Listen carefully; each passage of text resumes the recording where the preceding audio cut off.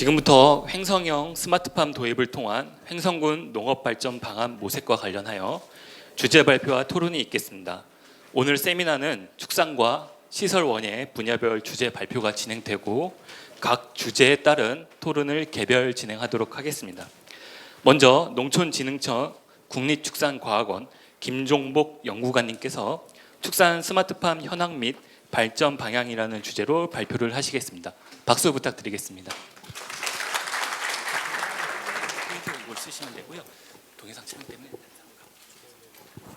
네, 안녕하십니까. 방금 소개받은 국립축산과학원 축산환경과 김종복입니다. 네, 이렇게 미래 농산어촌 포럼에 초대해 주셔서 감사하다는 말씀 먼저 드리겠습니다.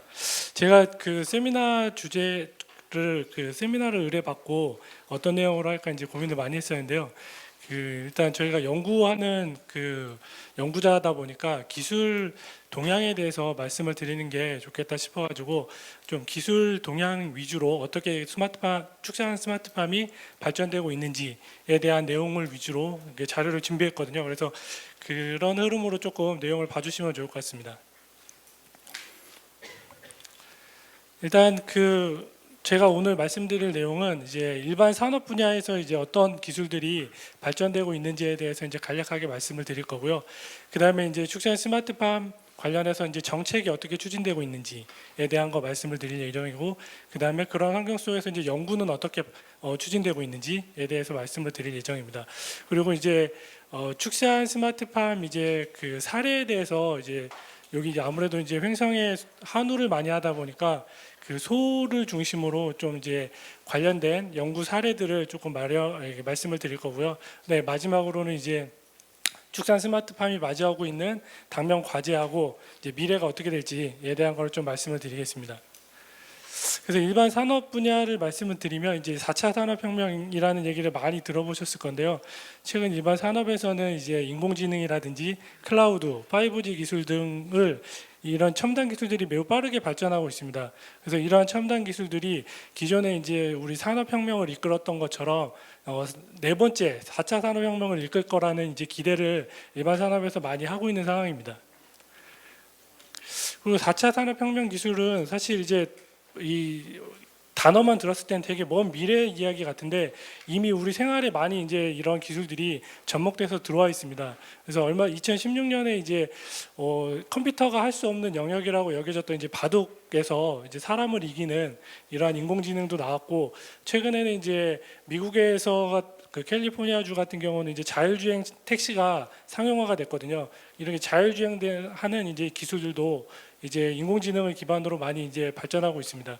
그리고 이제 이러한 눈에 보이는 것뿐만 아니라 이런 네이버나 구글, 카카오톡 이런 데이터를 활용하는 이제 빅테크 업체들도 이 데이터에 인공지능을 적용해가지고 광고를 맞춤형으로 제공해 준다든지 이런 형태로 인공지능이 다양하게 이제 접목돼서 우리에게 이제 서비스가 되고 있거든요.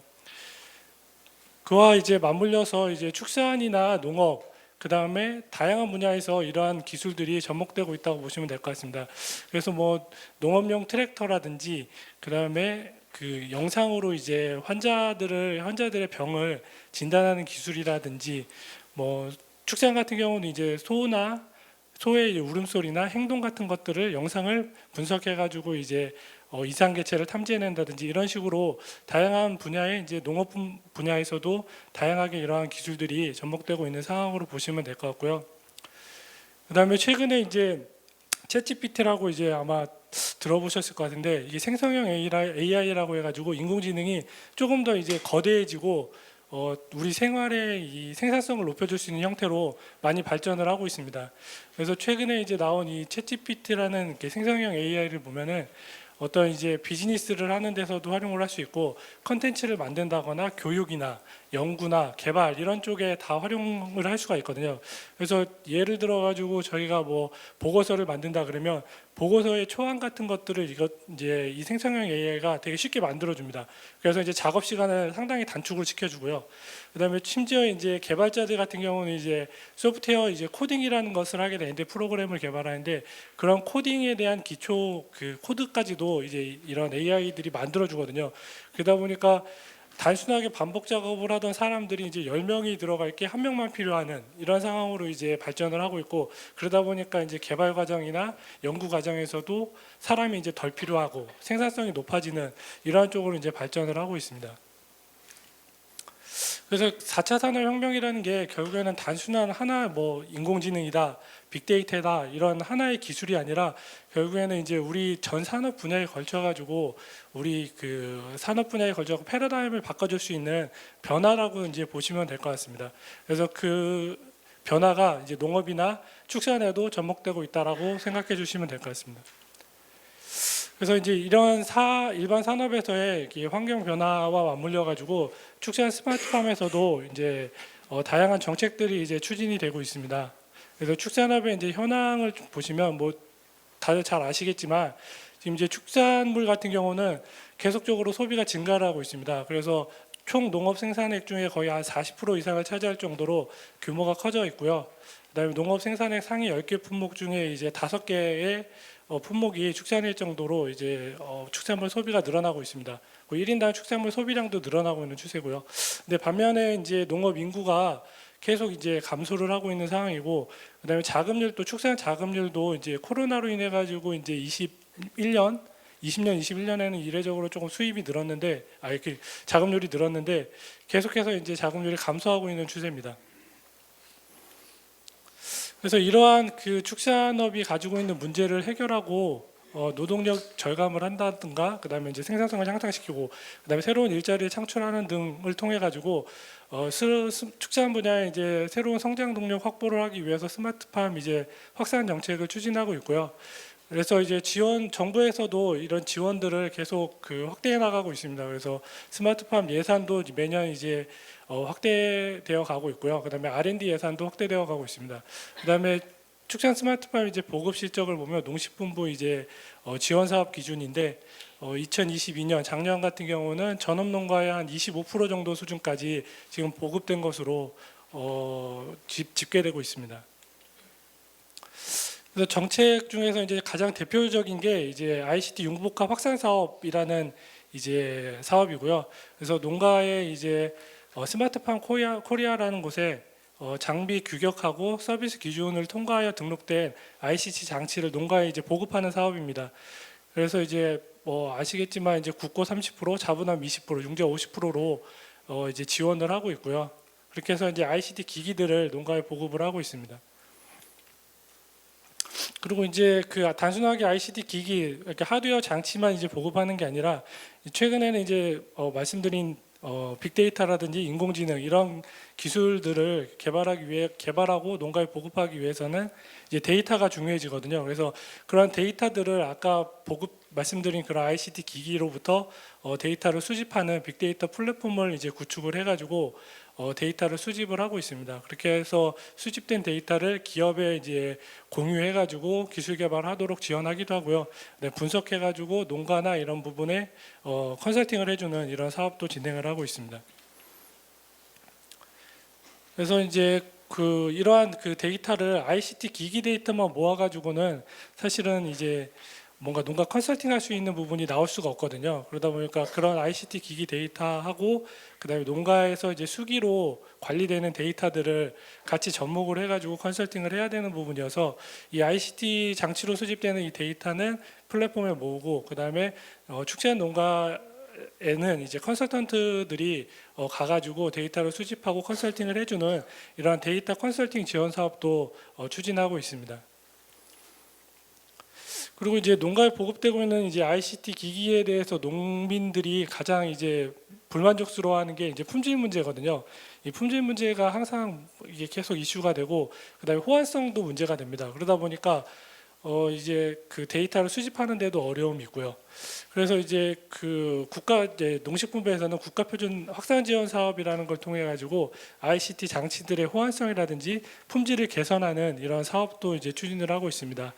그래서 그 표준을 기반으로 그 ICT 기기를 생산하는 업체가 표준에 부합하게 기기를 만들도록 보완하고 개선하도록 지원해주는 사업이라고 보시면 될 것 같고요. 지금 현재는 그 축산용 같은 경우에는 센서들에 대해서만 지금 표준이 있어가지고 이런 표준들을 좀 많이 확대해 나가야 되는 그런 상황입니다. 그러한 이제 표준 기반으로 ICT 기기들이 이제 개선되고 보완이 되면은 이제 농정원에서 이런 국가 표준을 기반으로 그 ICT 기자재들을 검증할 수 있는 시스템을 구축해서 이제 검증해서 운영하고 있습니다. 그래서 결국에는 ICT 기기 업체들이 표준에 부합하도록 제품을 개선하고 그것을 농정원에서 검증해서 농가에 보급될 수 있게 이러한 체계를 만들고 있다고 봐주시면 될 것 같습니다. 그다음에 마지막으로는 축산 같은 경우에 지금 기존에 워낙 이게 띄엄띄엄 이렇게 농가가 있고 그 농가에서 발생되는 이제 냄새라든지 분뇨라든지 이런 것들의 오염 물질들로 인해 가지고 민원들이 많이 발생을 하고 있거든요. 그래서 이런 부분을 조금 보완하고 첨단 장비와 정보통신 기술을 융합해서 최적화된 사육단지를 조성해보자고 하는 이러한 스마트 축산 ICT 시범단지도 지금 사업으로 진행이 되고 있습니다. 그래서 일부 지자체에서 신청을 해가지고 대규모 단지를 구성하고 친환경적으로 축사를 운영할 수 있게 구축하는 이러한 사업도 진행되고 있습니다. 이렇게 이제 일반 산업에서 발전하고 있는 기술 환경 변화에 더불어 가지고 정책적으로도 지금 이제 축산 분야의 다양한 기술들이나 이런 것들이 농가에 보급될 수 있게 지금 정책을 추진하고 있고요.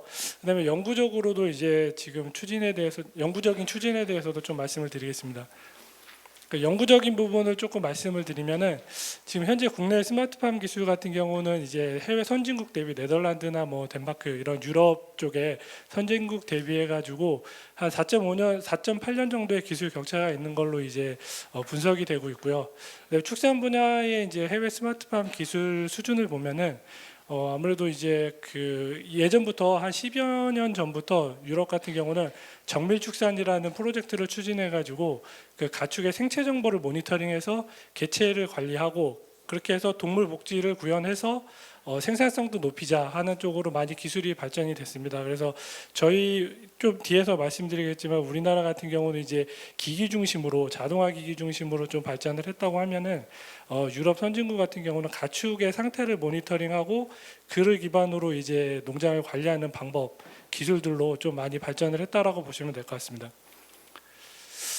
그래서 이제 현재 농가에 보급되고 있는 스마트팜 기술들을 좀 말씀을 드리면 한우하고 젖소 쪽에는 자동 급이기, 그다음에 로봇 포유기, TMR 급이기, 로봇 착유기, 그다음에 생체 정보 수집 장치, 그다음에 이런 ICT 기기를 통합해서 관리할 수 있는 이제 통합 관리 시스템 이런 식으로 이제 보급이 되고 있습니다. 이게 아무래도 이제 한우하고 젖소를 같이 말씀드린 이유가 젖소에 사용되고 있는 ICT 기기들을 대부분 이제 착유 관련된 거 빼고는 한우에 이제 적용을 할 수가 있거든요. 그래서 이제 같이 말씀을 드렸고 군사식 자동급이기라든지 뭐 TMR 자동급이기 이런 포유기도 사실은 이제 자동급이기류로 이제 포함이 될 수가 있는데 이렇게 어떻게 보면 농가에 이제 노동력이 가장 많이 들어가고 작업이 가장 많이 발생되는 작업인, 그러니까 시간이 많이 가장 투여되는 작업인 사료급이 쪽에 자동화 기기를 많이 도입하고 있다고 보시면 될 것 같습니다. 그리고 돼지 같은 경우도 이제 소하고 마찬가지로 이제 작업 시간이 많이 들어가고 노동력이 많이 들어가는 부분에 노동력이 많이 들어가는 부분을 대체해 줄 수 있는 이러한 기기들이 이제 많이 보급되고 있다고 보시면 될 것 같고요. 그다음에 가금 같은 경우도 유사하다고 보시면 될 것 같습니다. 그래서 가금 같은 경우는 이제 환경 관리를 위주로 하다 보니까 환경 관리 시스템이라든지 깔집 자동 살포 장치, 그다음에 체중계, 그다음에 계란 선별기 이런 쪽으로 이제 발전을 했다고 보시면 될 것 같고요. 이러한 기술들이 지금 현재 농가에 보급돼 가지고 사용되고 있다고 보시면 됩니다. 근데 문제는 이러한 자동화 기기들이 뭐 일부 노동력을 노동력을 덜어준다든지 편의성을 향상시켜주는 이런 부분은 있지만 결국에는 이제 그 이외의 가축을 관리하는 부분에 대한 것들은 결국 농장주들의 경험에 의존을 하고 있거든요. 그러다 보니까 이제 뭔가 생산성에는 조금 한계가 있는 게 아닌가 이렇게 판단을 하고 있고요. 그래서 사실은 이렇게 오늘 소를 중심으로 좀 이제 세미나를 해달라고 말씀을 주셨는데 생산성 비교하기가 사실은 좀 어려워서 돼지 쪽에 있는 생산성 비교 자료를 가져왔는데 이게 결국에는 우리나라가 이제 기후가 사계절이 있고 이 날씨 변화가 심하다 보니까 이제 사실은 생산성이 많이 나오기는 좀 어려운 환경이긴 하지만 그 선진국 대비해 가지고 상당히 이제 생산성이 좀 떨어지는 그런 것들을 볼 수가 있습니다. 그래서 돼지 같은 경우는 거의 생산성 PSY 같은 경우는 62%, MSY는 57% 수준밖에는 안 되고 있는 상황이고요. 그다음에 비육동 같은 경우도 이제 사료는 더 많이 먹고 증치는 더 낮은 그런 상황입니다. 그리고 이제 해외 선진국하고 비교도 그렇고 국내 농가 간에도 사실은 이제 생산성 차이가 상당히 큽니다. 그래서 관리하는 방법이나 이런 것들이 어떻게 보면은 농가의 노하우 형태로 돼 있다 보니까 그 농가 상위 30%의 농가하고 하위 30%의 농가하고도 생산성 차이가 상당히 큰 것으로 이게 분석이 되고 있습니다. 그래서 이제 그 저희 같은 경우는 이제 국립축산과학원에서는 현재 이제 이러한 농가 간의 생산성 편차를 줄이고 좀 경쟁력을 확보하기 위해서는 데이터 기반으로 뭔가 의사결정을 할 수 있는 이런 쪽으로 축산이 발전을 해야 되겠다라고 이제 판단을 하고 있고요. 그래서 이제 1세대 같은 경우는 앞서 지금 농가에 보급되고 있다고 말씀드린 그런 ICT 기기 위주 편의성 향상을 위한 기기 위주의 장치들을 1세대 스마트팜 기술이라고 한다 그러면 저희는 이제 그러한 기기들로부터 수집된 데이터하고 그다음에 농가에서 가축을 관리하면서 이제 수집되는 데이터들을 이제 활용해 가지고 뭔가 의사결정을 지원해 주는 데이터 기반으로 가축을 관리하는 이러한 기술들을 이제 2세대 스마트팜이라고 이제 정의를 하고 있습니다. 그래서 현재 이제 2세대 스마트팜 기술 개발이 활발하게 이루어지고 있는 그러한 단계라고 이제 생각을 해 주시면 될 것 같습니다.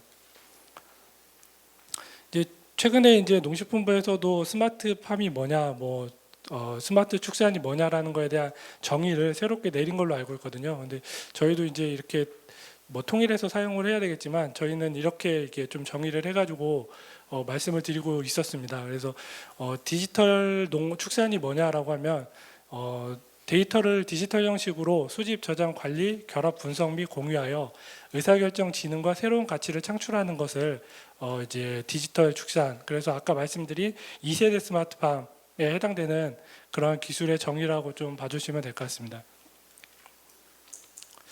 그래서 이제 다음으로는 그러면 그 데이터 기반 축산으로 가기 위해서 이제 연구가 어떻게 추진되고 있는지에 대해서 조금 말씀을 드리겠습니다. 이제 일단은 소 중심으로 좀 사례를 가져왔고요. 소를 중심으로 하다 보니까 아까도 잠깐 말씀드렸는데 젖소하고 한우가 사실은 이제 ICT 기기 관점에서 보면은 거의 동일한 기기들을 사용하다 보니까 한우하고 젖소에 해당되는 것들을 이제 좀 같이 가져왔다고 보시면 될 것 같습니다. 그리고 일단 첫 번째 사례를 말씀드리면 저희가 이제 20년, 21년도에 했던 이제 기술 개발 과제인데요. 이게 ICT 기기들이 결국에는 농가에 상당히 많습니다. 이제 사례는 이제 돼지를 가져왔는데 이게 ICT 기기가 급이기류부터 냉방기, 그다음에 환경관리 센서, 그다음에 자동 이제 돼지 같은 경우는 추라돈 선별기, 그다음에 음수관리기, 사료빈 관리기 이런 것들이 있습니다. 그래서 이런 다양한 기기를에서부터 이제 데이터를 수집을 할 수가 있어야지 우리가 데이터 기반으로 뭔가를 분석해가지고 의사결정을 할 수 있기 때문에 이런 장치들로부터 데이터를 통합 관리할 수 있게 통합 수집하고 하나의 프로그램으로 이러한 장치들을 모니터링하고 제어할 수 있는 이런 형태의 어떻게 보면 아까 말씀드린 1세대 스마트팜 의 최종 단계를 좀 이제 구축을 해가지고 실증을 진행을 했었습니다. 그래서 하나의 프로그램으로 장치를 관리를 하다 보니까 이제 편의성이 증가하는 부분도 있고요. 그다음에 데이터가 하나의 데이터베이스에 이제 통합적으로 쌓이다 보니까 2세대 스마트팜을 위한 기반이 마련되는 그러한 이제 것을 목표로 했던 과제고요. 그렇게 해서 이제 장치를 통합적으로 이제 농가에 도입해가지고 보다 보니까 이제 이 하나하나의 장치가 어떤 농가의 그 생산성에 효과가 있는지에 대한 건 사실은 분석하기가 되게 어렵거든요. 그러다 보니까 종합적인 것을 설치를 해서 실증을 해서 그 생산 성적이 종합적으로 어떻게 증가했는지 어떻게 변했는지를 좀 봤는데 한우 같은 경우는 이제 아무래도 자동급이기를 사용하다 보니까 이게 뭐 등지방 두께라든지 도체중의 균일성이 높아지는 이제 장점이 있었고요. 그다음에 젖소 같은 경우는 이제 산유량이 좀 늘어난다거나 공태일수가 줄어들고 매출액이 증가하는 이러한 그 효과가 있었습니다. 돼지 같은 경우는 이제 이유 체중이 증가하고 수태율이 증가하는 이런 효과가 있었고, 육계 같은 경우 육성률이나 생산지수, 사육비가 감소하는 효과가 있었습니다. 그래서 이러한 ICT 기기들이 아무래도 조금 더 가축에 대한 정밀 관리가 가능해지도록 도와주기 때문에 생산성이 늘어난 부분이 있고요. 아직 그 아까 2세대 스마트팜이라고 말씀드린 이제 데이터 기반의 의사결정까지는 진행되지 않았지만, 그래도 이러한 장비 도입만으로도 생산성 향상이 일어날 수 있다는 것을 이제 확인할 수 있었습니다. 그다음에 이제 이러한 데이터들을 이제 수집하고 분석하려다 보니까 이제 문제가 ICT 기기로부터 이제 수집되는 데이터의 형태라든지 전송 방식 이런 것들이 다 달라서 사실 이제 수집하기가 좀 어려움이 있습니다. 그래서 실증을 할 때는 임의로 이제 업체를 타겟팅 해가지고 저희가 데이터를 수집을 했지만, 이걸 범용적으로 모든 업체들이 적용할 수 있게 하기 위해서는 표준이 필요하겠다라는 이제 판단을 해서 표준화를 진행을 하고 있고요. 그래서 이제 스마트 축사를 위한 센서 인터페이스 국가 표준 같은 경우 20년에 이제 제정이 됐고, 그다음에 사용 관리 기기에 대해서도 국가 표준이 지금 일부는 제정이 됐고 지금 진행 중에 있는 것들도 있습니다. 그리고 이제 데이터 모델이라고 해갖고 이제 축사를 데이터 기반으로 관리하기 위해서는 작업 관리 단계별로 어떠한 데이터들이 필요한지에 대한 것들을 정의하고 분류하고 모델화하는 이러한 이제 표준도 진행하고 있습니다. 그리고 이제 그 데이터 기반 이제 가축 관리를 하기 위해서 가장 중요한 부분이 사실은 이제 가축의 상태를 알 수 있는 체중 정보거든요. 체중 정보를 사실은 저희가 계속 이제 개체별로 모니터링할 수 있다 그러면 이러한 개체들이 지금 잘 크고 있는지, 일령 대비해 가지고 잘 크고 있는지, 이런 것들, 또 건강에 이상은 없는지 이런 것들을 볼 수 있는 이제 중요한 지표인데, 사실은 이제 농가에서 이 개체별로 체중을 관리한다는 것들이 상당히 어려움이 많이 있습니다. 그래서 기존에 우리 일반 사람들이 사용하는 로드셀이 달린 체중계 같은 경우는 농가에 뭐 설치해갖고 일주일도 안 돼가지고 못 쓰게 돼버리는 이러한 상황들이 발생이 되거든요. 그러다 보니까 이제 영상 기반으로 체중을 추정하려는 기술들이 좀 많이 개발이 되고 있습니다. 저희도 이제 조금 진행을 했던 이제 기술인데, 해외나 이제 민간 업체에서도 지금 상당히 많이 이러한 기술 개발이 진행되고 있습니다. 그다음에 이제 다음으로는 그 소 같은 경우는 이제 그 다른 가축하고 달리 이제 사육 기간이 워낙 길다 보니까 이 목걸이형이라든지 그다음에 위내 삽입형 이런 다양한 형태로 가축의 상태를 모니터링할 수 있는 이제 센서류들이 많이 개발돼서 이제 보급이 되고 있습니다. 그래서 그러한 그 센서류들에서 나오는 이제 데이터를 활용해 가지고 기존에는 이제 뭐 발정 탐지를 위주로 이제 이 데이터들이 활용이 되는데, 그것뿐만 아니라 이제 건강 이상이라든지 그다음에 음수량 추정이라든지 이런 쪽으로 데이터들을 좀 더 다양한 방면으로 활용하는 기술 개발이 이제 이루어지고 있다고 봐주시면 될 것 같습니다. 그다음에 이것도 이제 뭐 유사한 그 센서류인데요. 가축 이제 이거는 목걸이형 타입입니다. 그래서 목걸이형으로 가축 이게 한우의 이동거리라든지 속도 이런 것들을 이제 모니터링 해가지고 발정을 탐지하는 기술이고요.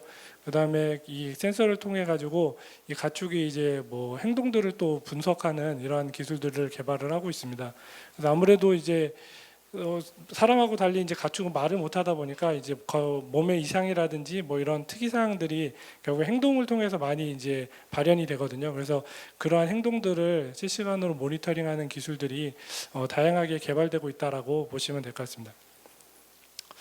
다음 사례 같은 경우는 이제 온습도 지수를 기반으로 축사 환경을 조절해주는 기술이고요. 기존에는 이제 온도를 기반으로 이제 많이들 그 송풍팬이라든지 양계 분무를 이제 가동을 하셨는데, 사실은 이제 사람하고 똑같이 뭐 기후라는 게 더위를 느끼는 게 온도뿐만 아니라 습도도 상당히 중요하거든요. 그래서 같은 온도라도 습도가 높으면 더 짜증나고 더위를 많이 느끼게 되거든요. 그래서 그 온도뿐만 아니라 습도까지 같이 결합하여 가지고 이제 지수를 이제 만든 THI를 기반으로 고온 스트레스 저감 장치들을 자동으로 조절해주는 그러한 기술들도 이제 개발되어 있습니다. 그래서 특정한 온습도가 됐을 때 송풍팬을 자동으로 가동해주고 또 송풍팬만으로 이제 안 될 때는 안개 분무까지 가동해주고 이러한 시점들을 데이터 기반으로 이제 판단해서 가동시켜주는 이러한 기술들도 개발되고 있습니다. 그리고 이제 방금까지 말씀드린 이제 데이터 기반 기술 개발들, 그러니까 데이터 기반 기술들은 어떻게 보면 조금 작은 부분에 뭔가 이렇게 협소한 부분에 이제 데이터들을 활용해서 기술을 개발한 거라고 보실 수가 있는데요. 최근에는 이제 이렇게 좀 다양한 데이터들, 결국에는 농가에서 발생될 수 있는 환경 정보라든지 사양 정보, 그다음에 발정이라든지 가축 생체 정보 이런 것들을 종합적으로 이제 같이 수집을 해서 그러한 복합적인 데이터들을 활용해서 의사결정을 지원해주는 그러한 기술 개발 쪽으로 이제 많이 진입을 하고 있고요. 그래서 한우 같은 경우도 이러한 ICT 장치들을 앞서 말씀드린 그런 다양한 ICT 장치들을 종합적으로 적용을 하고 그러한 장치들의 데이터들을 분석을 해가지고 뭔가 의사결정을 지원해 줄 수 있는 이런 기술 개발로 발전하고 있다고 보시면 될 것 같습니다. 그래서 지금 스마트팜 다부처 패키지 기술 개발이라는 이제 연구 개발 사업을 통해 가지고 21년부터 27년까지 이제 기술 개발이 이루어지는데요. 이러한 이제 데이터 기반의 의사결정 기술 개발을 중점적으로 추진하고 있다고 보시면 될 것 같습니다. 그리고 이제 젖소 같은 경우도 아까 방금 말씀드린 한우하고 유사한데요. 그래서 최근에는 이제 저희 축산과학원에서 이제 로봇 착유기를 개발을 해가지고 상용화를 이제 했고요. 국내 이제 최초로 개발된 로봇 착유기인데 이 로봇 착유기를 통해 가지고 또 다양한 정보들이 수집이 됩니다. 그래서 유량이라든지 유성분 분석이 가능한 이러한 형태이기 때문에 그러한 데이터들과 환경 정보 그다음에 사양 정보까지 이제 결합을 해가지고 데이터를 종합적으로 수집하고 이를 통해 가지고 이제 의사결정을 지원해주는 질병을 탐지하거나 그 사용 관리에 대한 의사결정을 지원해주는 이러한 기술 개발이 좀 진행되고 있다고 보시면 될 것 같습니다. 이것도 마찬가지로 지금 스마트팜 다부처 패키지 기술 개발을 통해 가지고 진행이 되고 있고요. 이외에도 다양한 이제 복합적인 데이터를 활용하는 기술들이 지금 이제 27년까지 목표로 2단계 스마트팜 기술 개발을 진행을 하고 있습니다. 좀 시간이 빨리 됐는지를 모르겠는데 이제 마지막인데요. 축산 스마트팜이 이제 마주하고 있는 이제 과제와 미래라는 이제 내용으로 했는데 결국에 이제 되게 장밋빛에 대한 것들을 되게 많이 말씀을 드린 것 같아요. 기술 개발이 뭐 인공지능도 적용되고 그래서 자동화되고 데이터 기반으로 의사결정도 지원해주고 이런 것들 좀 어떻게 보면은 아웃풋 이미지에 대한 것들은 되게 장밋빛인데 현실은 좀 그렇지가 못한 부분이 많거든요. 저희들이 해결해야 될 부분들이 좀 많이 있습니다. 그런 과제 중에 이제 첫 번째가 장치 호환성이랑 품질을 개선하는 거거든요. 그래서 자동 급이기만 하더라도 분명히 이제 사료를 자동으로 급이를 해주기 때문에 개체별로 이제 정밀 관리가 가능하고 사람이 이제 많은 작업 시간을 투여했던 부분을 자동화해주기 때문에 편의성도 향상되는 부분이 있지만 문제는 이게 고장이 또 자주 나고 고장이 나게 됐을 때 가축의 피해로 이어질 수가 있거든요. 그러다 보니까 이런 품질 문제가 중요한데 현장에서는 품질에 대한 의심이 되게 많은 상황이고 실제로도 문제가 많이 발생하고 있는 그런 상황입니다. 그래서 이러한 호환성이라든지 품질 개선에 대한 노력이 많이 필요하고요. 그래서 정책적으로도 이제 추진을 하고 있지만 아무래도 좀 더 개선해야 될 부분이 많이 있고 그다음에 표준도 앞서 말씀드린 것처럼 지금 현재 표준화를 진행을 하고 있지만 사실은 많이 부족한 상태입니다. 이제 막 표준들이 개발되고 있는 상황이다 보니까 아직 농가에 적용되고 있는 장치들이 표준화되거나 뭐 KS 인증을 받거나 이런 형태로 보급되고 있는 게 아니다 보니까 상당히 많은 문제들이 있는 상황입니다. 그래서 농가에서 일단은 장치를 도입해서 사용을 하려면 품질에 대한 게 좀 어느 정도 보증이 돼야 되고 그래야지 데이터가 이제 그 장치로부터 계속 주기적으로 올라올 수가 있거든요.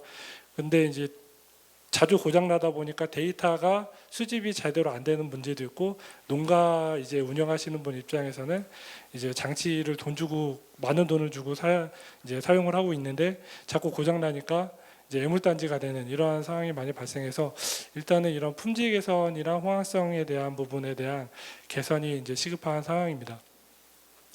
그다음에 이제 데이터 기반 축산으로 이제 기술 개발이 많이 넘어가고 있는데 문제는 이제 그 축산 분야 같은 경우는 데이터가 상당히 부족한 상황입니다.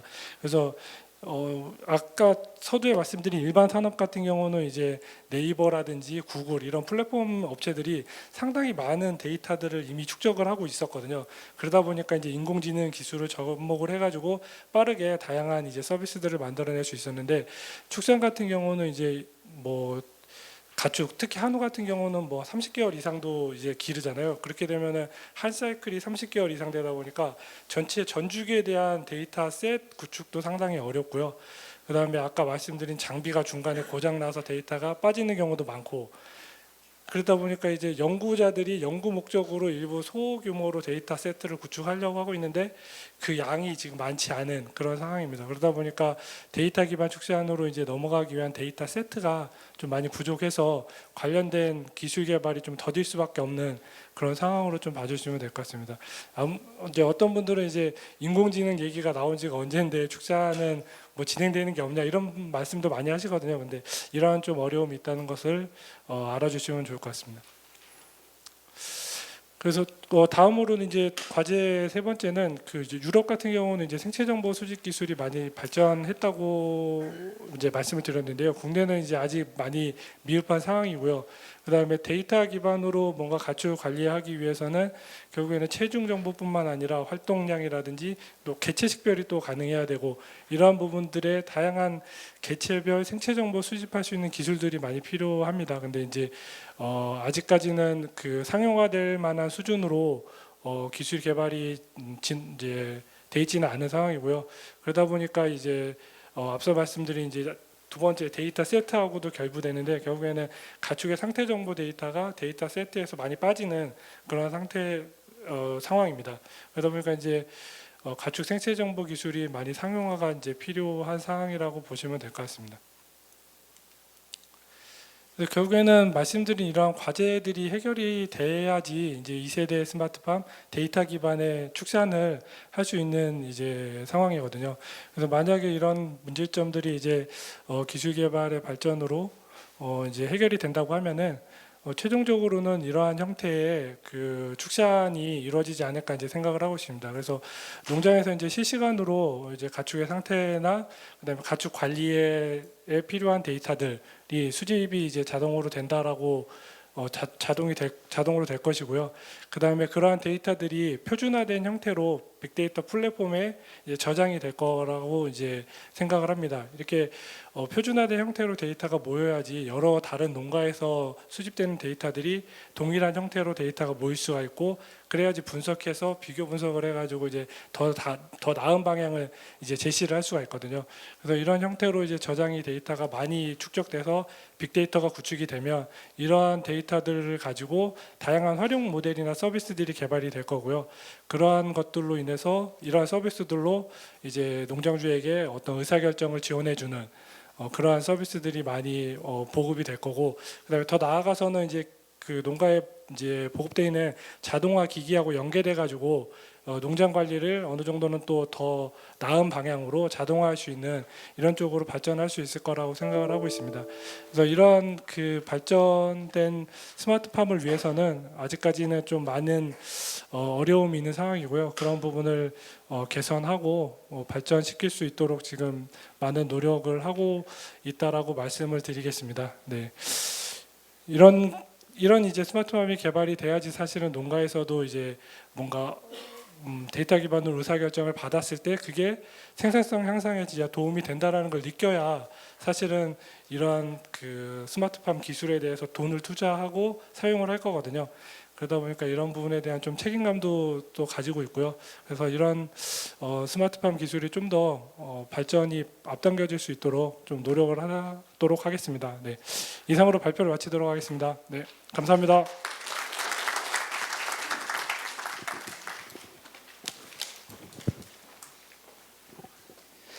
주제 발표를 맡아주신 김종복 연구관님께 감사의 말씀을 드립니다. 그럼 바로 토론을 시작하도록 하겠습니다. 토론자분들께서는 앞으로 나와 주시기 바랍니다.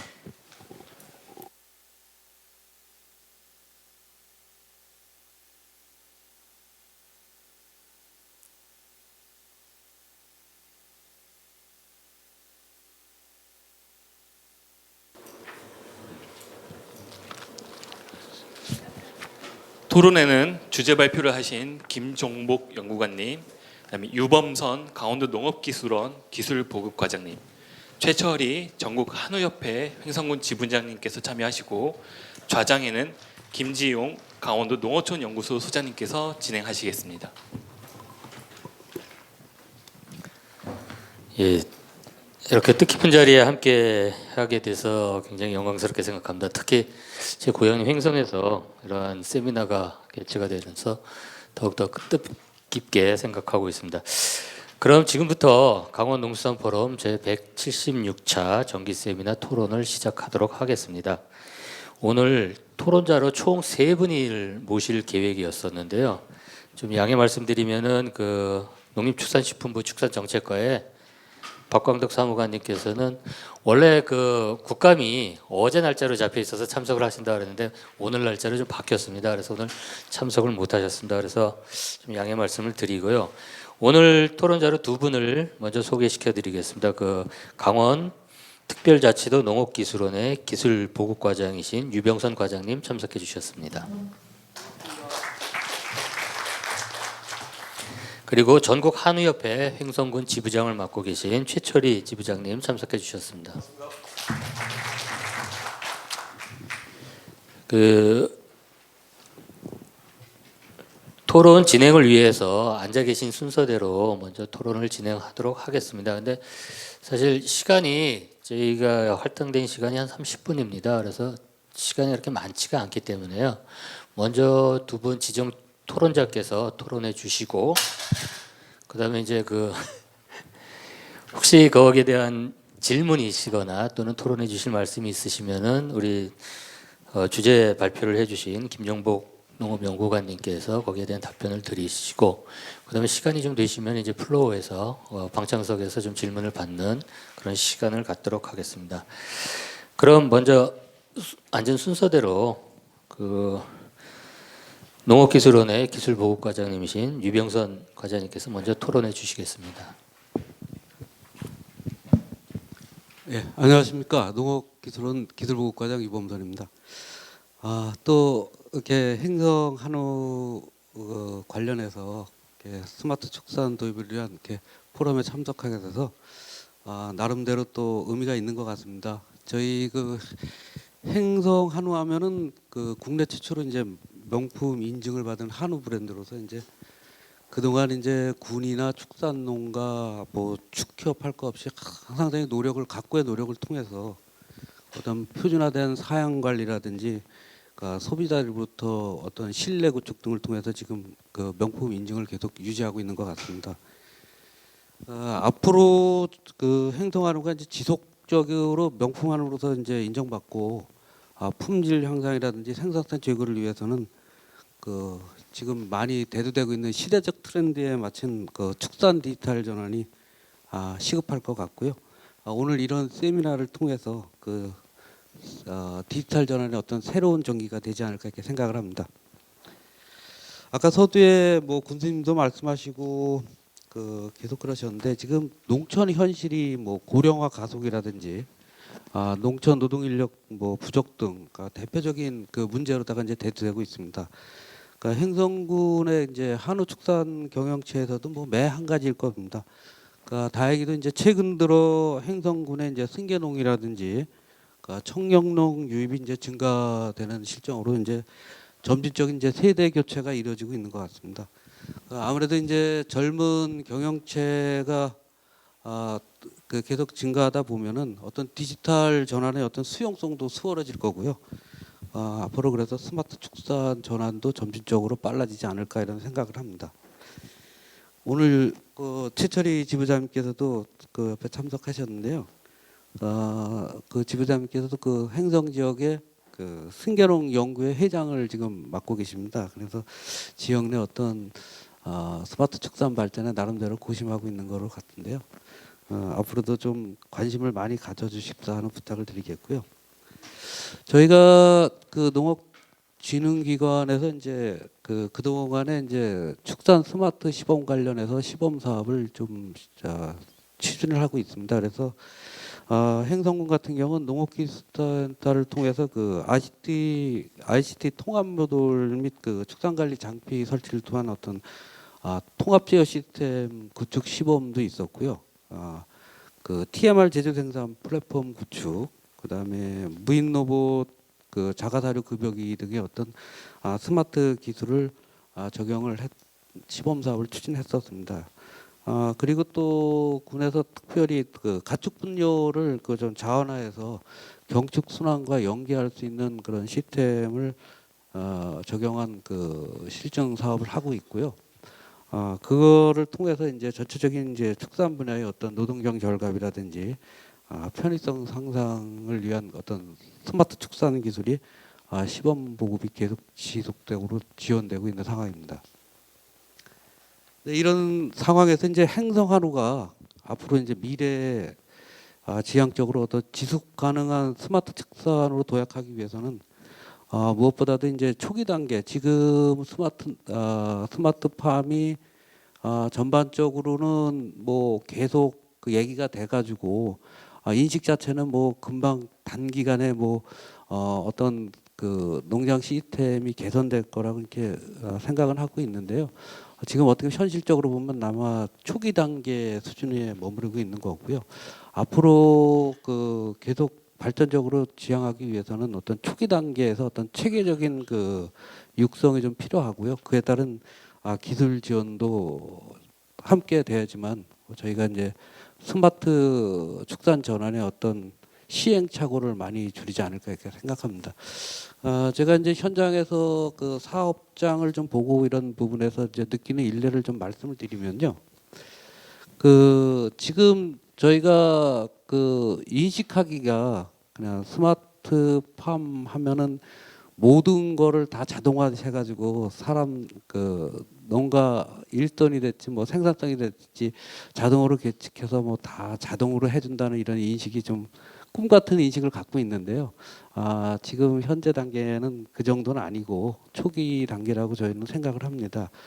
그래서 지금 문제는 그 현장에서 축산 스마트팜을 접하기 위해서는 그 농가들의 어떤 기술 수용성을 제고하고 어떤 기술력을 확보하는 게 이제 무엇보다 중요할 것 같습니다. 그래서 거기에 따른 어떤 교육 시스템이 좀 마련이 돼야 될 것 같고요. 그다음에 현장에서 지도 활동을 할 수 있는 전문 컨설턴트, 전문 지도사가 양성이 돼야 할 것 같습니다.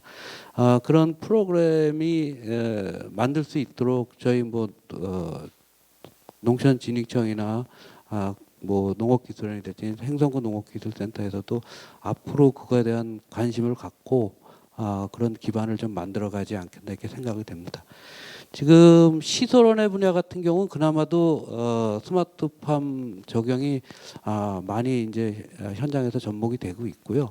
행성군 농업기술센터만 해도 자체적인 그 스마트팜 플랫폼을 구축해서 시설원의 쪽에서는 그래도 관련 프로그램을 운영을 하고 있고요. 농업인들 교육 과정도 운영하고 있고 그래서 시설원의 측면에서는 뭐 접근성이 그나마도 수월한 것 같은데요. 축산 부분이 이제 아직까지는 좀 미흡한 것 같습니다. 그래서 그 부분도 앞으로 좀 많이 신경을 써야 될 부분 같고요. 그 다음에 이제 그 현장에서 이제 스마트팜 도입에 있어서 이제 시행착오를 줄일 수 있는 부분이 농가 단위에서 스마트팜 기술 요소를 전체를 한꺼번에 다 일시에 설치할 수는 없을 것 같습니다. 현실적으로 지금 접목되는 부분이 그 환경 자동 관리 수준 정도로 이제 초보적인 단계라고 하면은 앞으로 그 이런 부분에 있어서 이제 농가들이 이제 전체적인 부분을 갖다가 한꺼번에 일시에 투자해서 스마트팜을 하기는 좀 비용적인 측면에서 어려움이 있을 겁니다. 그래서 그런 부분을 해소하기 위해서 저희가 좀 고민을 좀 하셔야 되는데 어떤 스마트팜 도입이 현 단계에서 할 수 있는 부분과 앞으로 향후 할 수 있는 부분을 좀 생각을 하셔야 할 필요가 있을 것 같습니다. 그래서 어떤 스마트팜이 전문적으로 가는 거에 어떤 기술 수준의 발달과 더불어서 장기적인 갈 수 있는 거를 좀 플랜을 가져야 되는데요. 농가 자체에서도 그 어떤 그 필요성에 의해서 저희가 비용 편익 대비 투자해서 최상의 그 인풋을 낼 수 있는 부분, 아웃풋을 낼 수 있는 부분을 좀 고민을 하셔야 될 것 같습니다. 그래서 그 농장 여건에 맞는 그런 우선순위가 그 우선순위를 생각하셔서 점진적으로 이제 투자 확대해서 스마트 전환을 가시는 게 좋을 것 같고요. 농가 뭐 여건에 따라 경영처별로 또 이산 우선적으로는 무슨 노동력을 절감하는 부분에서 이제 많이 접근을 하실 것 같습니다. 그래서 환경 관리라든지 뭐 사양 측면에서 이제 접근을 하는데요. 그런 분도 있을 것 같고 아니면 뭐 증체나 뭐 생산성 향상 쪽에도 염두에 두실 분들도 있고, 네, 품질 관리 쪽도 이제 염두에 두실 분도 있는데 그 각각의 그 목적에 맞는 어떤 스마트 장비 도입이 충분히 검토가 돼서 단계적으로 이렇게 설치가 되지 않나 이렇게 생각을 합니다. 그리고 이제 현장에서 이제 장비 활용에서도 이제 좀 고민할 부분이 있는데요. 일단 지금 스마트 장비가 이제 도입하는 데 있어서 현장의 여건에 이제 맞춰서 이제 그 장비가 이제 운영이 돼야 되는데 지금 실질적으로 그 스마트 장비가 현재 그 어떤 축사 환경이나 이런 거하고 접목하는 데 있어서 좀 어려운 부분이 있고 또 그게 안 맞을 경우가 있습니다. 그래서 사전에 그 스마트 장비의 어떤 운영 매뉴얼이나 그런 사용 관리 관련해서 사용 관리할 수 있는 그런 거를 충분히 사전에 좀 검토를 하셔가지고 장비에 맞춘 어떤 시설 환경 개선이라든지 사양 관리 개선이 필요할 부분이 있습니다. 관행의 그 어떤 그 사양 관리 방식을 좀 변화를 줘야 될 부분이 있기 때문에 그런 광고를 사전에 충분히 그 장비에 대한 특성이라든지 운영 요령 매뉴얼들을 좀 참고를 하셔가지고 장비 도입을 하는 게 좋지 않을까 이런 생각을 합니다.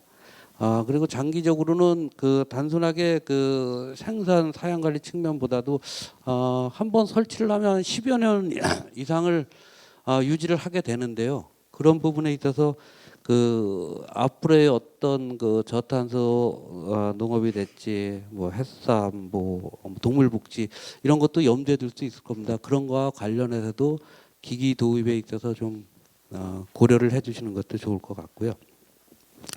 일부 뭐 농가들 같은 경우 저희가 이제 스마트 장비 도입 시범 사업을 통해서 이제 추진을 했는데 환경 여건이 되지 않는 조건에서 그냥 장비만 투입하다 보니까 그 운영 활용성이 떨어집니다.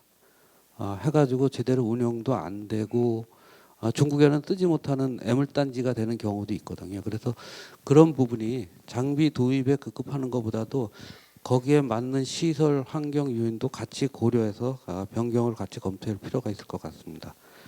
그다음에 또 장비 운영이나 뭐 유지 보수 측면도 좀 고려해야 될 것 같은데요. 저희가 이제 장비가 아까 발표에서도 말씀드렸는데 그 국내 이제 스마트팜이 초기 단계다 보니까 그 기술 이전 업체가 또 영세한 경우도 있고 그렇습니다. 그래서 아직까지 어떤 표준화된 그런 기술이 이제 확립되고 이런 부분보다도 개발 장비가 이제 보급되는 정도의 수준이기 때문에 이 시공 업체가 그걸 원활하게 이제 운영할 수 있는 어떤 기술 지원이라든지 그 교육이 좀 수반돼야 되는데 그렇지 못한 경우가 있습니다. 그냥 단순히 장비 들여놓고 관리는 나몰라라는 경우도 있기 때문에 그 장비 도입에 있어서는 그런 어떤 시공업체의 시공 능력이라든지 사후 관리 이런 것도 충분히 고려하셔가지고 장비 도입을 하시는 게 좋을 것 같고요. 이상 제가 뭐 현장에서 뭐 느낄 수 있는 만한 지금 스마트 전환에 있어서의 어떤 필요 사항이랄까 이런 걸 좀 말씀드렸고요.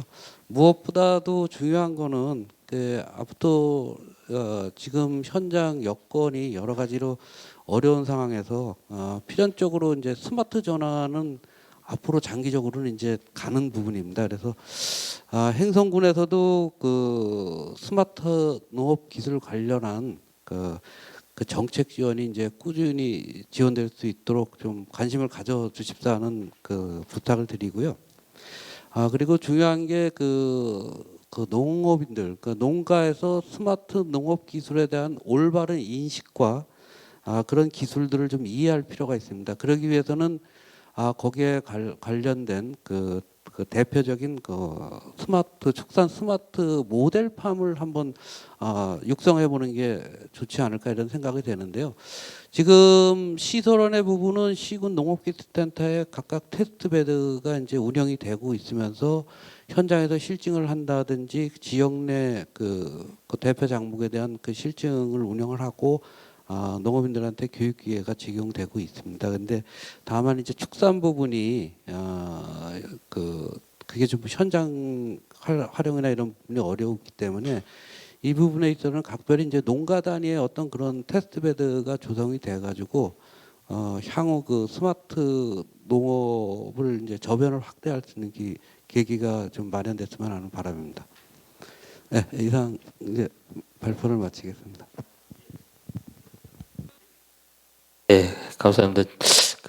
이범선 과장님께서는 현장 경험이 좀 있으시기 풍부하시기 때문에 현재 이제 축산 스마트팜 농가 그 기술에 대한 이제 현 상황하고 앞으로 이제 농가에서 이제 축산에 대해서 이제 그 스마트팜 기술을 적용할 때 준비해야 될 여러 가지 과제에 대해서 말씀해 주셨습니다. 특히 그 스마트팜 그 모델형 농가들 육성에 대한 필요성을 언급해 주셨습니다.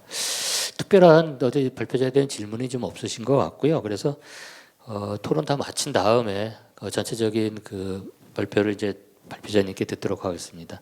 그럼 다음은 저희 한우협회 횡성군 지부장이신 최철희 지부장님께 토론 부탁드리도록 하겠습니다. 네, 안녕하십니까. 박가서 최철입니다. 저는 승기한우연구회 회장도 맡고 있어서 이제 실증 실험 같은 걸 많이 하는데요. 이렇게 유원석 과장님께서 궁금하신 거는 우리가 좀 모자란 듯한 말씀을 먼저 해주셔가지고 현장에서 그냥 우리가 느꼈던 거를 말씀드리면은 첫 번째 아까도 말씀하셨듯이 생산비 이거 비용 자체가 너무 많이 들어가지고 어떻게 하나둘씩 해볼 수 있는 그 여건이 안 되는 것 같아요. 그리고 축사 자체도 이 스마트형 축사로 처음부터 이렇게 생각하고 짓지 않아갖고 용지에 맞게 짓다 보니 이런 게 접목되지 않는 부분이 많더라고요. 이게 필요한데 뭐 필요하지 않고 실질적으로는 그런 부분도 있는 것 같고, 그리고 모든 걸 하다 보면 손쉽게 뭐 다 해주는 건 아니지만 그래도 내가 어디 없을 때 이거를 해결을 할 수 있는 그렇게 좀 크게 생각을 하고 시작을 했는데 막상 해보면은 그렇지가 못해요. 뭐 임신 발전기, 발전 탐지기도 달아놓고 해봐서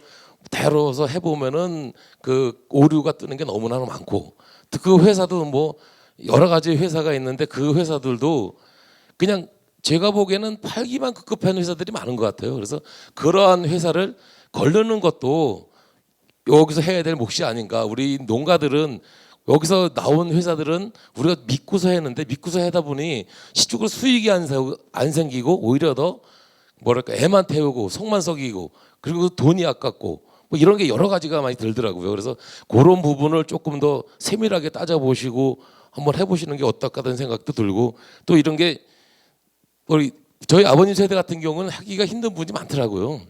이게 실질적으로 갖다 놓고 다 되는 줄 알았는데 진짜 하나도 안 되고 가서 일일이 맞춰야 되고 또 집어넣어야 되고 뭐 빼야 되고 또 뭐 너무 어려워서, 그래서 좀 간략하게 할 수 있는 아까 빅데이터 수집이 안 됐다고는 하지만은 그래도 우리가 농장에서 일일이 한 번만 집어넣을 수 있으면은 자동으로 될 수 있는 뭐 그런 거 그런 것까지만 해도 일단은 되면은 지금 농장에서 한이 좀 더 쉽게 농장 사육에 힘쓸 것 같습니다.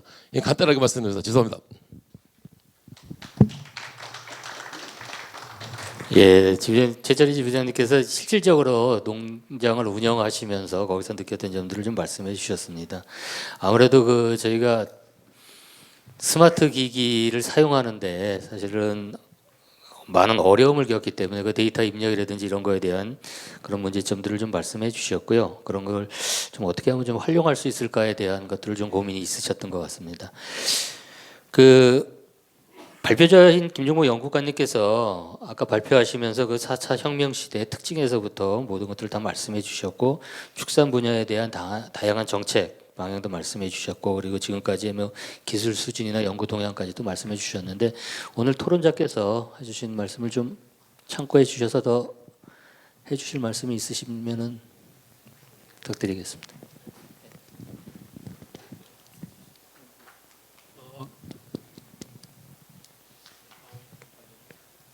네, 그 앞서 토론자분들께서 좋은 말씀을 많이 해주셨고요. 그 유범선 그 과장님께서는 말씀해주신 내용이 그 스마트팜 도입하려는 농가에 도움이 될 만한 이제 현실적인 조언을 많이 해주신 것 같습니다. 그래서 그런 부분들을 농가에서 고려를 잘 해야 될 것 같고요.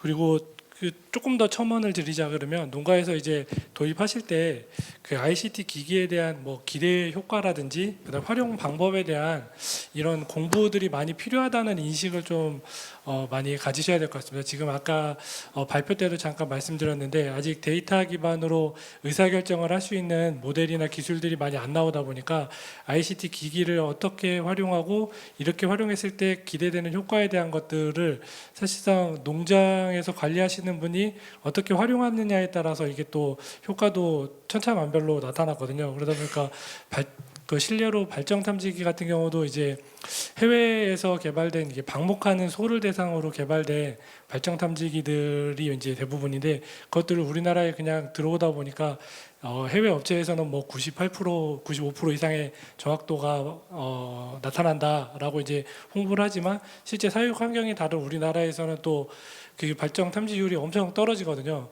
그러다 보니까 이제 그거를 보완해서 데이터를 좀 분석해서 활용하시는 농가분들은 또 활용을 되게 잘하시는데 이제 그 업체의 그 판단하는 알림만 믿고 이제 사용하시는 분들은 이게 돈을 주고 샀는데 못 쓸 정도의 정확도를 보인다라고 또 말씀을 하시거든요. 그러다 보니까 결국에는 그 이런 장비들이 도입됐을 때 농가 맞춤형으로 최적화된 이제 장비들이 아니다 보니까 그런 것들 어떻게 활용해야 될지에 대한 공부를 많이 하셔야지 그만큼 또 기대 효과를 얻으실 수 있는 부분이어서 그런 부분에 대한 고민을 좀 하시고 장치를 도입하시는 그런 단계를 거치시면 좀 더 좋지 않을까라는 생각을 해봤습니다. 그리고 최철희 지부장님께서는 이제 품질 문제에 대해서 말씀을 해주셨는데요. 결국에는 이제 이 스마트팜이 발전이 지금 못하는 주요 원인 중에 가장 큰 부분이 이제 품질 문제입니다. 사실은 그러다 보니까 기술 개발해가지고 농가에 보급된 이런 장비들이 지속적으로 운영할 수 있는 상태가 안 되다 보니까 농가분들은 이제 불신이 많으시고 그다음에 기술 개발하는 입장에서는 보급이 잘 안 되고 그다음에 거기서부터 나오는 피드백을 저희가 또 이제 얻어야지 그걸 가지고 활용할 수 있는 방안이라든지 데이터를 활용할 수 있는 방안 이런 것들까지 이어질 수 있는데 결국에 저희도 아까 발표 때 말씀드린 것처럼 이런 종합적인 1세대 스마트팜 기술을 도입해가지고 그 기술의 효과를 검증하는 데까지 저희 연구자들이 그 농장에 계속 방문해가지고 관리하지 않으면 장치들이 제대로 운영이 안 되는 그런 상황이 많이 발생을 하더라고요. 그래서 그런 품질 문제, 그러니까 어느 정도 농가들이 도입을 했을 때 이게 고장 안 나고 잘 쓸 수 있고 그다음에 문제가 안 생길 수 있게 이러한 그 기본적인 품질이 갖춰져야 되는 게 이제 첫 번째 문제인데 그게 지금 잘 안 되고 있고 저희도 그런 것들을 개선하고자 아까 발표 때 말씀드린 것처럼 표준화라든지 이런 것들을 지금 진행하고 있는데 아직 초기 단계다 보니까 농가에서 이제 느끼실 수 있을 정도의 기술 발전이 아직은 미흡하다라고 생각을 합니다. 그래서 좀 더 그 기반 기술이 먼저 확립될 수 있게 저희도 노력을 많이 하겠다는 말씀을 드리겠습니다. 네, 이상입니다. 감사합니다. 그 스마트팜 활용을 위한 그 교육의 중요성하고 스마트팜 기기에 대한 그 품질 관리 중요성에 대해서 말씀해 주셨습니다. 혹시 방청석에서 혹시 말씀해 주실 분 계시나요? 질문이나? 네.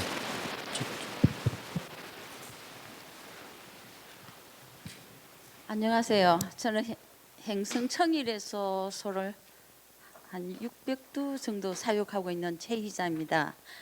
저기 현장에서 소를 키우면서 이제는 주묵구구식으로 소를 키우면 그냥 거들난다. 지금 이런 시기입니다. 내가 소 이게 사료값, 건초값 얼마를 매겨서 얼마의 수익이 나오는가를 데이터를 좀 알고 싶어 해도 현실에서 상당히 어려운 부분이 뭐냐면 저희는 3개월에 한 번씩 소를 달거든요. 저를 달을 일당 정체가 얼마나 나오는가를 보고 있어요.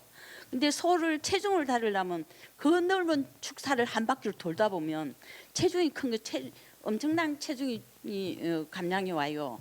그래서 물어뵙겠는데 영상 체중계가 정말 현실성 있게 발전이 되었는지 그것 좀 알고 싶고요. 또 한 가지는 암소 같은 경우에는 저희들이 이제 수정을 하고 난 뒤에 뭐 발정도 물론 체크하기 힘듭니다. 힘든데 수정하고 나면 가임이 됐는지 임신이 됐는지 안 됐는지도 모르고 2, 3개월을 그냥 공밥을 먹이는 경우가 많습니다. 그래서 저 같은 경우는 이제 초음파기를 사가지고 한 달이면 저기 감정을 하거든요. 제가 현장에서 써보니까 공밥 먹는 소를 용서할 수가 없어요. 왜? 나 피 같은 사료값이 나가니까. 자, 이런 거를 생각해 봤을 때 우리가 진짜 우주로 가서 뭐 여행을 가니 하는 이 시대에 우리 축산농 현장에서 절실히 필요한 것들을 좀 연구해 줬으면 좋겠다고 말씀드리고 싶고요. 제가 먼저 말씀드린 건 영상 체중계. 왜 소를 먹이면서 내가 사료값을 얼마 드렸는데 일당 정체가 얼마씩 지금 돈을 벌고 있더라. 종자가 안 좋아서 내가 마이너스로 나더라. 그러면 얼른 치워야 되잖아요. 그래서 영상 체중계가 얼마나 지금 발전되고 현장에 쓸 수가 있는지 묻고 싶습니다. 답변이 좀 되시겠습니까? 네네. 그 말씀해주신 내용들 저희 충분히 공감하고 있고요. 그래서 저희도 아까 체중이 가장 중요한 부분이다라고 발표할 때도 말씀을 드렸는데 결국에는 이제 체중을 계속 실시간으로 감시할 수 이제 모니터링할 수 있어야 말씀하신 것처럼 이제 증체가 제대로 되고 있는지 이제 사료를 많이 먹고 증체가 안 되고 있는 문제가 있는 소가 있는지를 판단해낼 수가 있기 때문에 그런 부분 때문에 이제 체중을 측정하는 기술 개발을 이제 진행을 해 왔는데요. 지금 이제 말씀 주신 이제 상용화 현장에서 쓸 수 있는 상태냐라는 거에 대해서 답변을 드리면 아직은 부족하다라고 좀 말씀을 드려야 될 것 같습니다. 이게 증체 영상을 기반으로 증체를 측정을 하려 그러면 이 어린 송아지 때부터 결국에는 이제 영상의 모양을 가지고 증체 체중을 유출을 하는데 이 성장 단계별로 데이터들이 엄청나게 많이 있어야 됩니다. 그래야지 이제 뭐 60kg 대의 데이터도 많이 있어야 되고 70kg 대, 80kg 대 이 성장 과정에서의 전 체중에 대해서 데이터들이 많이 확보돼야지 이걸 가지고 이제 추정할 수 있는 모델을 만들 수가 있는데 현재 기술 같은 경우는 거의 이제 출하 직전에 있는 다 큰 소에 대해서 체중을 어느 정도 정확하게 측정할 수 있는 수준은 됐지만 이 증체하는 과정에서 다 모니터링할 수 있는 수준까지는 지금 안 됐다라고 조금 말씀을 드려야 될 것 같습니다. 그래서 데이터들이 좀 더 쌓이고 기술이 발전을 하면 조만간 나오지 않을까 싶긴 한데 이제 이 데이터 수집하는 부분에서 상당한 어려움이 있어서 개발자 입장에서는 그런 데이터 수집에 조금 애로가 있다는 그런 말씀을 드려야 될 것 같고요. 그다음에 임신 진단 같은 경우는 아직 소를 대상으로 초음파를 가지고 초음파 분석기를 가지고 임신 진단하는 기술은 아직은 개발이 안 된 걸로 알고 있는데요. 돼지 같은 경우는 이제 초음파 영상을 사람이 보고 판단하는 게 아니라 인공지능을 적용해 가지고 인공지능이 초음파 영상을 분석해서 임신이 됐다 안 됐다 이런 분석을 하는 기술이 개발되고 있습니다. 그래서 사람이 이제 보고 판단하는 것보다 며칠이라도 더 빨리 판단할 수 있도록 하는 기술이 개발되고 있으니 아마 그런 기술들이 소에도 금방 적용돼서 제품 개발이 이루어지지 않을까라고 이제 기대를 하고 있는데 당장 이제 사실은 농가에서는 당장 쓸 수 있는 기술이 필요하신 부분인데 아직은 기술 개발 단계에 있다고라고 밖에는 말씀을 못 드릴 것 같아서 좀 죄송합니다. 상당히 아쉽네요. 왜냐하면 지금 뭐 체온을 대는 것도 우리 소한테 이제 소가 출산을 하면 저 같은 경우 체온을 먼저 갖다 대거든요. 영상으로 버터만 놓으면 몇 도 가까이 안 가도 1m만 떨어져 있는 상태에서 찍어봐도 얘가 온도가 높아졌다. 아, 설사하는 거 어디 병이 났구나 하고 감지를 하는 상태인데 아, 우리 빨리 가야 되지 않을까. 예, 그래야만이 우리 농가들이 지금 정말로 피 같은 아니 그 뭐 소가 하루하루 먹고 공밥을 먹는다고 생각하면요, 저는 좀비우라 그럽니다. 좀비가 우리 피 빨아먹는 식으로 내 축산에 좀비를 없애야 되거든요. 그렇게 심각한 상황에서 우선 큰 것보다도 우리 농가 현장에서 지금 빨리빨리 처리하고 조금이라도 전략하면서 살아나갈 수 있도록 좀 부탁드리고 싶습니다. 있습니다. 혹시 다른 분도 있으시나요? 예, 바로 옆에. 예, 안녕하십니까. 저는 그 공급면에서 그 후계농으로 한우를 키우고 있는 이철희라고 합니다. 두 가지만 말씀드리려고 하는데요. 첫 번째는 그 저 같은 경우는 5년 전부터 이제 스마트팜 초기 단계에서 이제 스마트 알약을 사용해 가지고 현재까지 만족을 하면서 이제 사용을 하고 있습니다. 최초에 이제 제가 그걸 도입하게 된 계기는 결국은 지자체에서 운영하는 군 보조 사업으로 해서 진행을 했는데요. 만약 이제 그게 없었다면 그 초기 비용이 많이 들기 때문에 접근이 어려웠을 것입니다. 근데 마침 저에게 이제 저희 농가에 혜택이 와서 선정이 됐고 이제 초창기에 그것을 이제 사업을 도입해서 이제 현재까지 잘 사용하고 있고, 저는 뭐 100% 만족은 못하지만 90% 이상은 암소 사양 관리에 있어서 충분히 활용하고 있다고 생각을 하고 있습니다. 그래서 제가 이제 말씀드리고 싶은 첫 번째는 그 지자체 시범 사업이 그 예산 편성이 좀 더 돼서 시범 농가가 여러 늘어나고 그거에 대한 피드백을 받아서 군에서 이제 적극적으로 사업을 편성해 나갈 수 있는 예산 편성이 중요하다고 생각을 하고요. 두 번째는 그 저희가 이제 그 아마 올 10월 달에 아마 저기 그 경상도에서 축산 박람회 같은 것을 한번 했던 걸로 알고 있습니다. 근데 여기 계신 분들 중에 아마 거기를 참석하신 분들이 과연 얼마나 있을까라는 생각을 해봅니다. 저도 바쁜 관계로 해서 참석을 못했는데요. 혹시나 이제 횡성군에서 스마트팜을 위해서 적극적으로 나서신다면 횡성군 자체적으로 이러한 스마트팜을 도입하기 위해서 업체들을 초빙해서 어떤 그 행사 같은 것을 간단하게 한번 해서 뭐 부스를 만든다든지 아니면은 이제 조그만 어떤 그 설명회 같은 걸 가져가지고 농가들이 그 어떤 스마트팜의 어떤 각각의 어떤 활용점이나 장단점을 분석을 해서 접근할 수 있도록 그렇게 좀 그 기회를 좀 더 주시는 방안으로 이렇게 한번 추진해 주시면 어떨까 해서 말씀을 드렸습니다. 이상입니다. 예, 감사합니다. 근데 이 말씀은 저기 계신 분 우리 농정과장님께서 혹시 답변을 해주셔야 될 분야가 아닌가 그렇게 생각이 든다고 나중에 한번 직접적으로 한번 좀 물어보시고요. 시간이 한 5분 정도 있는데 혹시 또 있으시나요? 아니면은 예, 없으신 것 같고요. 그러시면은 시간 관계상 이제 조금 이 정도에서 이제 토론을 마치도록 하겠습니다. 사실 그 스마트팜이 저희 나라 이제 우리 농업의 어려운 환경 여건상에서 이제 고령화되고 그러다 보니까 노동력이 부족하고 그다음에 이제 환경 문제도 있고 뭐 여러 가지 문제로 이제 스마트팜이 저희가 각광을 받고 있는데 여기에 이제 또 하나 저희가 그 말씀드리고 싶은 거는 또 저희가 고려해야 될 사항이 올 2월 달에 자칭 그 농촌공간계획법이라 그러는 농촌공간 재구조화 및 재정 지원에 관한 법이 국회를 통과했습니다. 그래서 이 법에 따라 가지고 이제 앞으로 농촌공간을 이제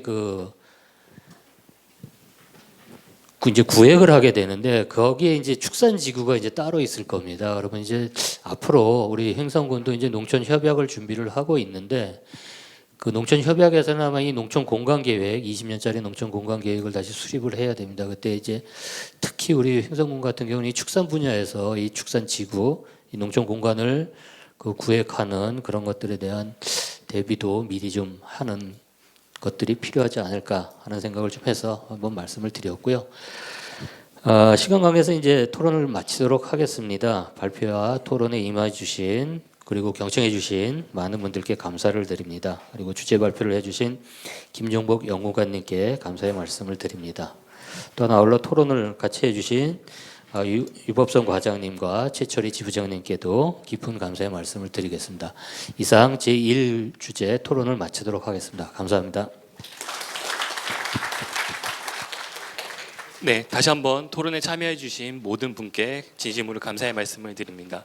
저희 10분간 잠시 휴식 시간을 갖도록 하겠습니다. 감사합니다.